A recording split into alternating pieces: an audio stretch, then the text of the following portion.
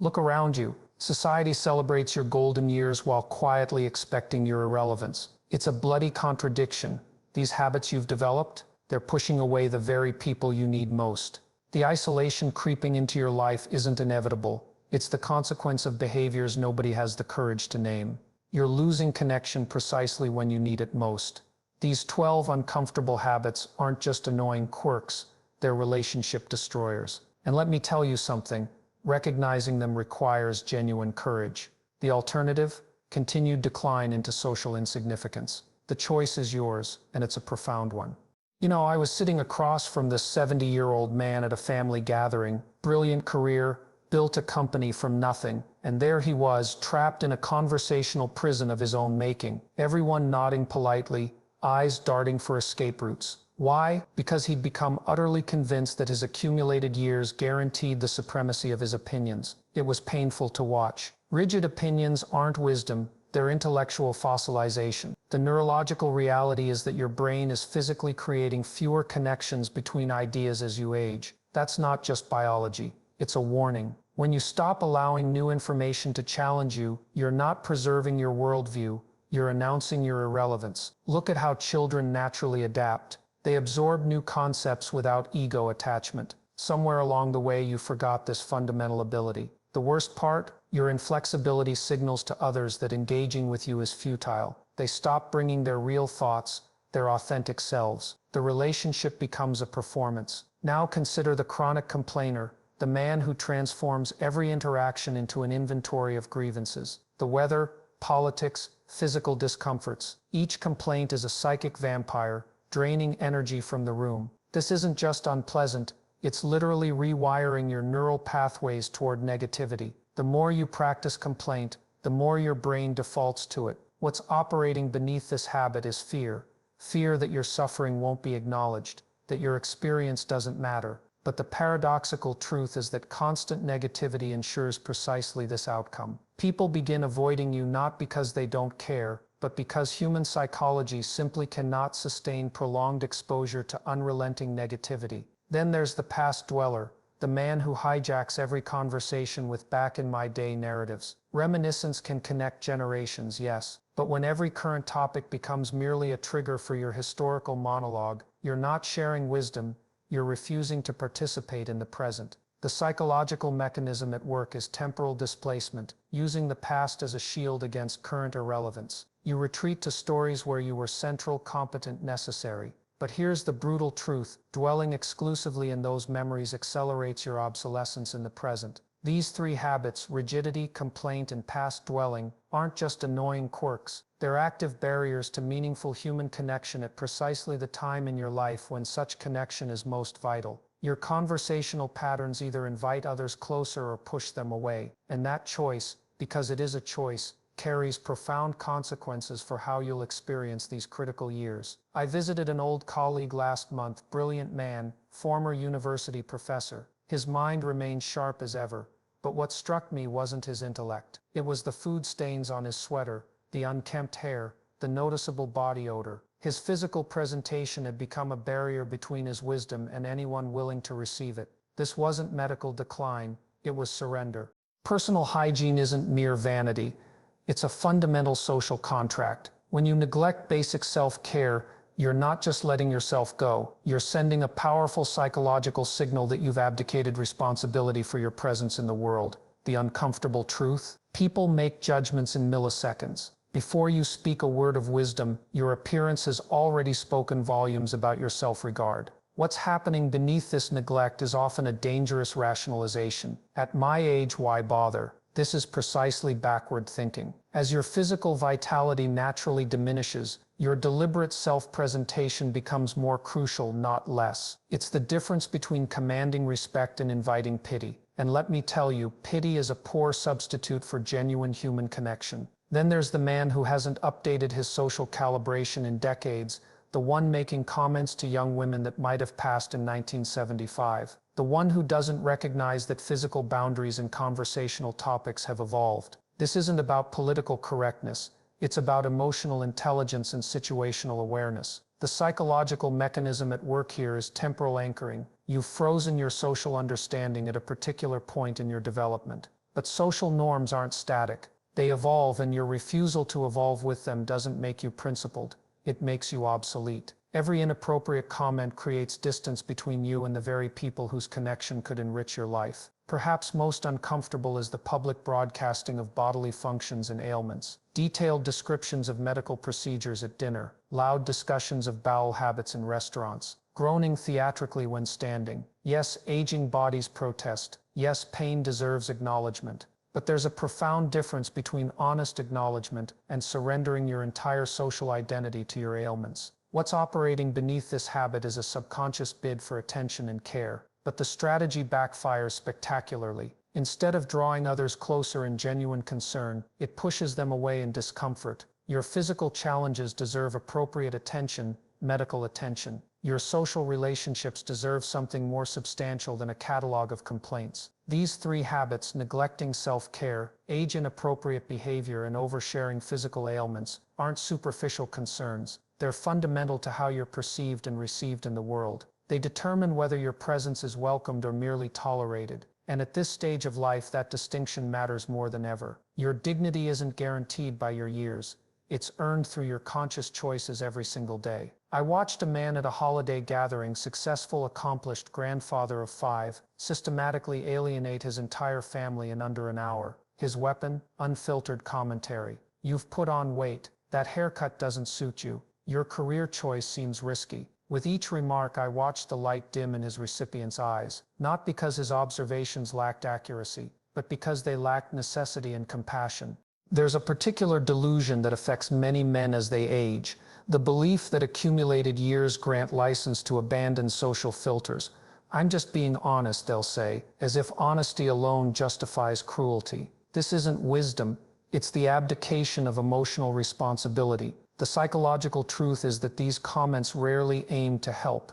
They serve to assert dominance in a world where your other forms of authority may be waning. What you're really saying with these unfiltered remarks is, my momentary impulse to speak outweighs your right to dignity. And each time you make this choice, you're placing another brick in a wall between yourself and those you claim to love. Is that really the legacy you want to build in these precious remaining years? Then there's the man who has transformed from family patriarch to family project. Every visit becomes an inventory of tasks his children must complete. Every call includes requests that could easily be handled independently. The problem isn't needing help. Interdependence is human. The problem is the psychological regression into learned helplessness that creates a particular form of relationship suffocation. Beneath this behavior lies a profound fear that without practical needs, your family might not have reason to engage with you. But this strategy creates precisely what you fear most: relationships based on obligation rather than desire.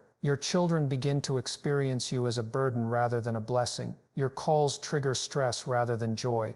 All because you've confused dependence with connection. The third relationship destroyer operates in the opposite direction, refusing necessary help when it's clearly required. The man who won't use a hearing aid despite missing half the conversation, who won't accept assistance with tasks that have become dangerous, who interprets offers of help as attacks on his competence rather than expressions of care. This isn't independence, it's pride masquerading as strength. And the psychological cost is severe. You force others into an impossible position, either watch you struggle unnecessarily or become the villain in your narrative by insisting on intervention. This isn't preserving your dignity, it's weaponizing your vulnerability. These three habits, unfiltered commentary, excessive dependency, and refusing appropriate help, aren't minor social infractions. They're relationship acid, gradually dissolving the bonds you've spent decades building. The tragic irony: these behaviors often intensify precisely when meaningful connection becomes most vital to your well-being. They represent a profound misunderstanding of what genuine relationship requires: mutual respect, appropriate boundaries, and the courage to be both strong and vulnerable in the right measure. I sat with a brilliant retired engineer last week, a man who had designed complex systems that still operate today. When his grandson attempted to show him a new app, his response was immediate: I don't need all that digital nonsense. Not how does it work, not what problem does it solve. Just categorical dismissal. In that moment, I witnessed a man voluntarily stepping out of relevant conversation with the future. Technology isn't just about gadgets, it's the evolving language of culture. When you reflexively dismiss new technologies without attempting to understand their purpose, you're announcing your withdrawal from contemporary society. The psychological mechanism at play is cognitive conservation, your brain protecting itself from the effort of new learning. But this protection comes at a devastating cost: gradual exclusion from the world your children and grandchildren inhabit. This isn't about mastering every new platform. It's about maintaining curiosity, that fundamental quality that has always separated vibrant minds from fossilized ones. The moment you declare an entire category of human innovation beneath your consideration is the moment you begin your slide toward irrelevance. Is that really the position you want to take in your family's narrative? Equally destructive is speaking about others as if they aren't present in the room. She never remembers to call to your daughter-in-law's face. He's struggling with math over your grandson's head. This habit betrays a fundamental failure of empathy, the inability to recognize others as full subjects rather than objects in your narrative. It shows a profound disrespect for their agency and dignity. The psychology behind this behavior is a regression to a hierarchical worldview where your perspective alone carries authority. But every time you speak about someone in the third person while they're present, you're not demonstrating your superior insight. You're revealing your diminishing capacity for basic human respect. And those on the receiving end don't forget the experience of being erased from their own story. Perhaps most insidious is the infantilizing response to medical professionals, calling doctors honey or young man, dismissing expertise with "when you've lived as long as I have," refusing to directly answer questions, instead directing them to your adult children as if you're no longer the authority on your own experience. These behaviors don't preserve your dignity, they actively undermine it. What's operating beneath this pattern is fear masquerading as control. The medical environment naturally challenges your autonomy, confronts you with limitation, but regressing into childish behavior doesn't restore power, it surrenders it entirely. True dignity in medical contexts comes from engaged partnership, not petulant resistance or passive withdrawal. These three habits, dismissing technology, speaking about others in their presence, and infantilizing responses to professionals, share a common root: their attempts to control your diminishing sphere of influence through disrespect rather than engagement. They represent a fundamental misunderstanding of how respect works. It isn't automatically granted with age, it's continuously earned through how you treat others, especially when you feel vulnerable. These patterns don't preserve your status, they actively dismantle the very respect you're trying to maintain. I once knew a man, 92 years old, who could fill a room with energy despite his physical limitations. People gravitated toward him not from obligation but genuine desire. His secret wasn't youth or wealth, it was his transformation of those exact habits we've discussed into their positive counterparts. His journey offers us a map toward reclaiming meaningful engagement. Consider conversation first. This man had strong opinions, certainly developed over 9 decades of living, but he held them provisionally, not definitively. Here's what I've observed, rather than "that's just how it is." He created conversational openings rather than closures. The psychological distinction is profound. He positioned himself as a fellow explorer rather than the final authority. And people responded by bringing their authentic thoughts, creating genuine exchange. He practiced what psychologists call selective positivity, not toxic positivity that denies reality, but the disciplined choice to direct attention toward possibilities rather than complaints. When facing challenges, he'd acknowledge them briefly, then pivot to response. "My knees are giving me trouble, but I've found these exercises helpful." This simple redirection transforms you from burden to resource in others' eyes.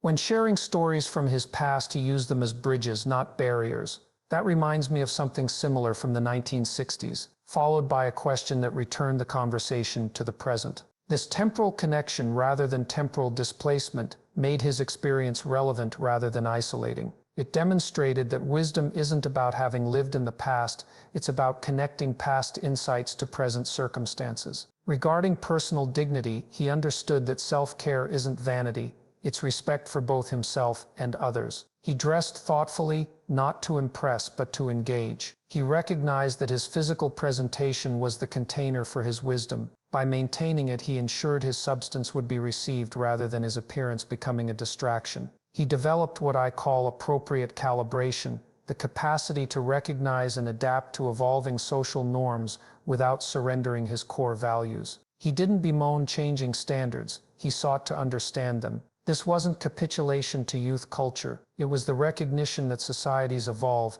and conscious adaptation is a sign of intelligence, not weakness. Most crucially, he transformed his approach to both giving and receiving help. He offered observations only when invited, and delivered them with genuine care rather than judgment. May I share something I've noticed? Carries different psychological weight than let me tell you what you're doing wrong. The first invites connection, the second creates distance. He accepted necessary assistance with grace, understanding that interdependence isn't weakness, but the natural human condition. Simultaneously, he maintained appropriate independence, handling what he reasonably could while clearly communicating his limitations without shame. This balanced approach allowed others to support him without feeling either burdened or rejected. This transformation isn't merely social strategy, it's psychological salvation. These habits create a virtuous cycle. Your meaningful engagement invites genuine connection, which reinforces your sense of relevance and purpose, which further enhances your capacity for engagement.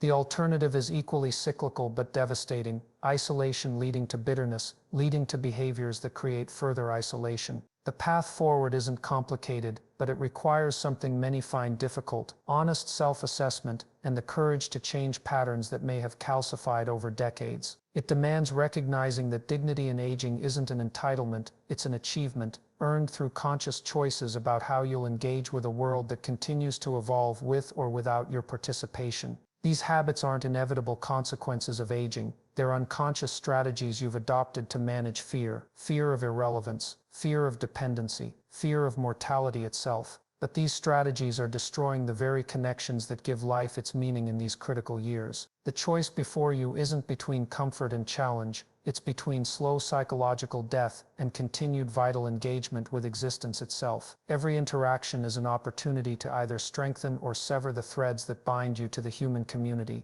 And make no mistake, no technological innovation, no medical breakthrough will save you from the consequences of severing those threads. Ask yourself, will you spend these precious remaining years demanding respect, or earning it through the dignity of your presence? The world responds to what you actually embody, not what you believe you deserve.